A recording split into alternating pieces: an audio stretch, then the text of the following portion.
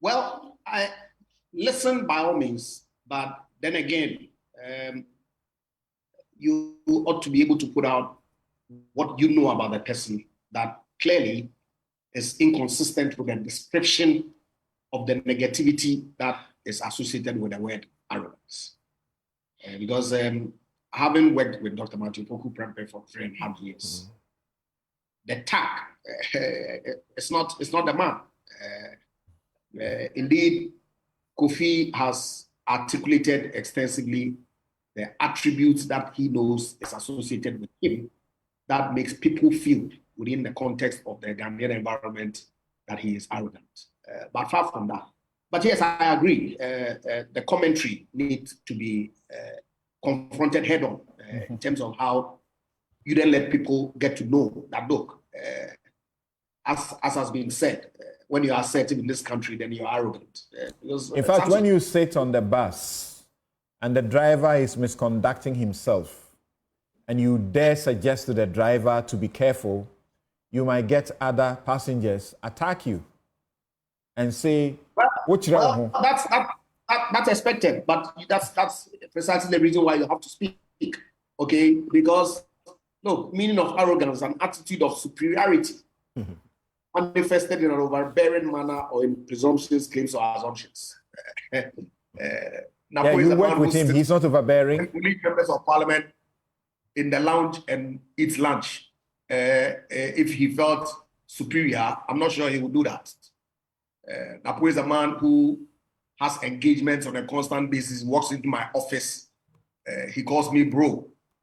If he was superior, he wouldn't do that. He comes to my office to have meetings.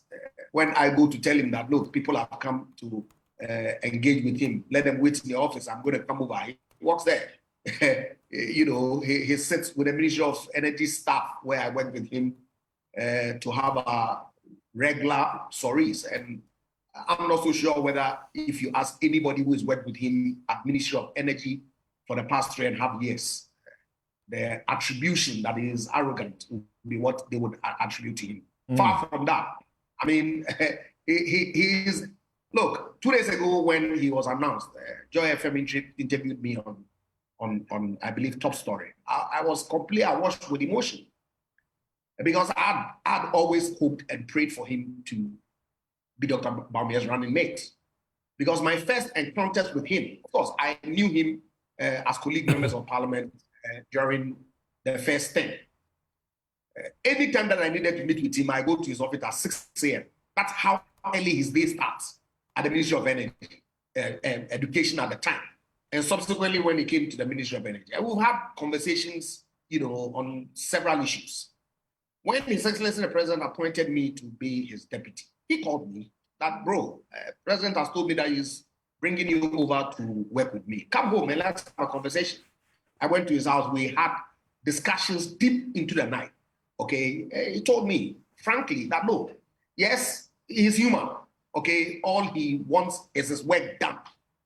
And so when he gets into the mode where he's exacting some deliverables from you and you don't deliver, he will scold you. And indeed, and in fact, during the course of the period that I've worked with him, he scolded me on a few occasions because his expectation had not been met. He is not the one who is going to sit for a deputy minister to delay him meeting a certain trend line or anything like that. So if that's what people describe him as arrogant, then I suggest that maybe Kofi Bentel's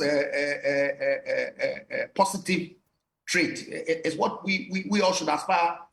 Would you say then that he is like your bit of a Trump, of a character? I don't think so. Where I have hosted Napo on my show here, and I can tell you that he's difficult. I mean, when I say difficult, I don't mean arrogance. It's not a pushover, he says, yes, you can't try it.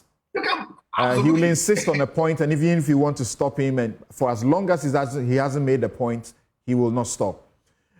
So my thing is that what you see him to be, for which people then say he's arrogant, instead of saying he's assertive, he's blunt, he's not diplomatic about what he has to say, so that he says, Well, you say the people in Keta, what has happened to them? You are going to budget for them to take care of their circumstances because of a certain situation. If you did that, I will not allow it.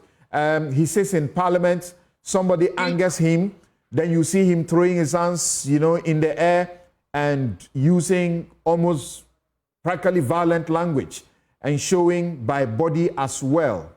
A journalist approaches him. It's Dumso. What do you have to say? Some years ago, you joined Kofi Bentol out there and you were demonstrating that, Dumso must stop. Here you are today, the lights are erratic and so on. His reply gives many people in the country, chills. Why does a minister speak like that? Just give the journalist an answer. Why do you say anybody who says there's Dumso, let them bring their own timetable? You see, Samson, it's unfortunate how this particular incident has been twisted to achieve a certain end. Because if you listen to the longer version of the tape, you hear him clearly indicate to the journalist that there's no Dumso. And so there's no need for us to provide a timetable. That indeed, if there was the need for a timetable, he is not afraid to put out a timetable. After all, when we came into government, when he was energy minister in 2021, we put out a Dumso timetable. When Gridco was doing its stringing of wires in the Eastern Corridor, we did. And he termed it Dumsiesi, if you recall. And so it's not as if to say he's scared of putting out a timetable for Dumso when there's one. We went to the Parliamentary Select Committee and he showed them the daily PURC monitoring of the power grid. It was such that today you had 200 megawatts shortage, tomorrow you had 0, the next day you had 100, the following day you had 150, the next day you had 0. So that situation in itself was not one that could lend itself for you providing a timetable. All that explanation had been given. So if you insist that people say that give me timetable, when he's not in a position to give you timetable, then the response that he gave is what he gave. But we take that out and only make that statement that if you want to do so, then bring your own timetable. Suggest that there was no context at all. That's, I think, very, very, very unfair on the interviewer. If that's, well, maybe for political expediency, people have cut their clip as they do on most occasions to put that out there to suggest that he had given a statement or a response. All right. Anyway, from the interview that I have been privy to in respect of that issue, I don't think anybody has twisted anything or done anything wrong. But what do you say about and we have to be careful not to make it about these comments. But what do you say about the Keta, infamous Keta comment, for which people are saying he cannot even campaign in Keta if why not? Yeah. Why not? Samson, every constituency has needs. Every constituency MP advocates for their needs.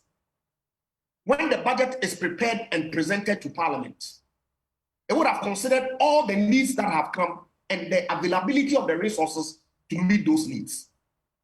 So if a member of Parliament from an area that has been affected by tidal waves, and indeed that very occasion, the tidal waves spread across the entirety of the coastal areas of Ghana, including Shama and other places in the Western region.